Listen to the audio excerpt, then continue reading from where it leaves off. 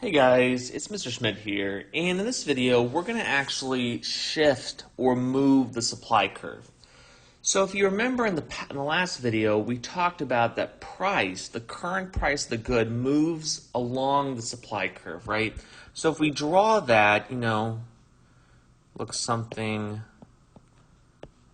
like this, right? I go from one price to another price, move along the curve.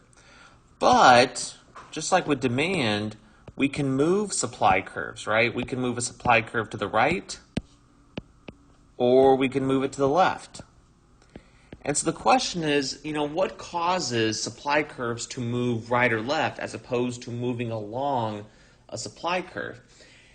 And as it turns out, there are 6 different things that can move a supply curve. And so we're going to focus on 3 of them in this video and 3 of them in the next video. But again, it's important to understand that, when we move a supply curve to for instance, to the right, what's really happening here is that we are now supplying more at a given price than we were before, say 4 units versus 3 units. Whereas if supply shifts to the left, we're supplying less units at every single price. This is happening at all prices, not just $2, but every price. So just keep that in mind. And so the acronym we're going to use here is SPRITE, S-P-R-I-T-E. Not sponsored by Sprite in any way, I wish.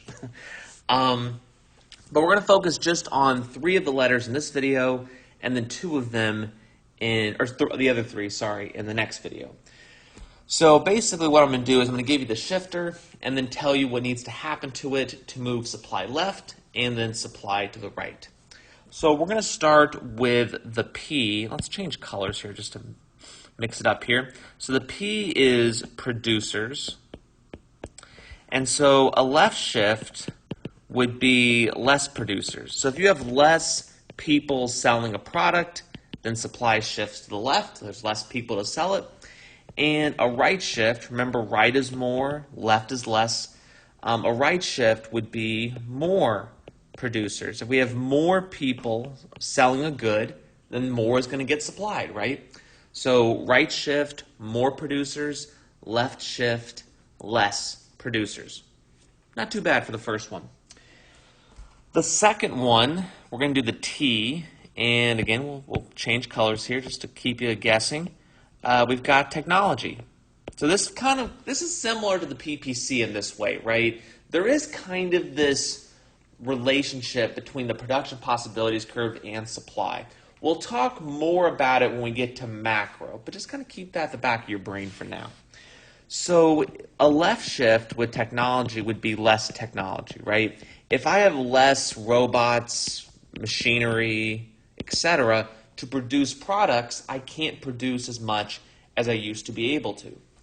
Whereas a right shift, would be more technology, right? If I've got more robots, more machines, more computers, more electronics, I can make more goods and services than I could before. So it's a right shift. Right is more, left is less. So that's technology. And then the third one and the last one we're going to do in this video, and we'll change colors one more time, is what we call subsidies. So a subsidy is when the government basically hands a business some money and says, listen, we're going to hand you some money, and we want you to use that money to encourage you to produce more of the product, right? So sometimes governments do this to encourage businesses to produce goods and services that they otherwise wouldn't produce, or they wouldn't produce as much as the government may like. You often see this in agriculture to get farmers to produce more crops. So a left shift here would be the removal of a subsidy, right? So if the government takes it away, suddenly businesses are like, man, I'm not going to produce as much because I don't have that subsidy to help defray the cost of production.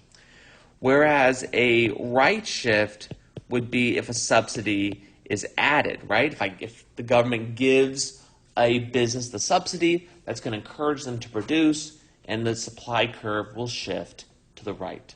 Right is more, left is less. So we have producers, technology, and subsidies. In the next video, we will look at the R, the I, and the E in Sprite. But until next time, have a great day.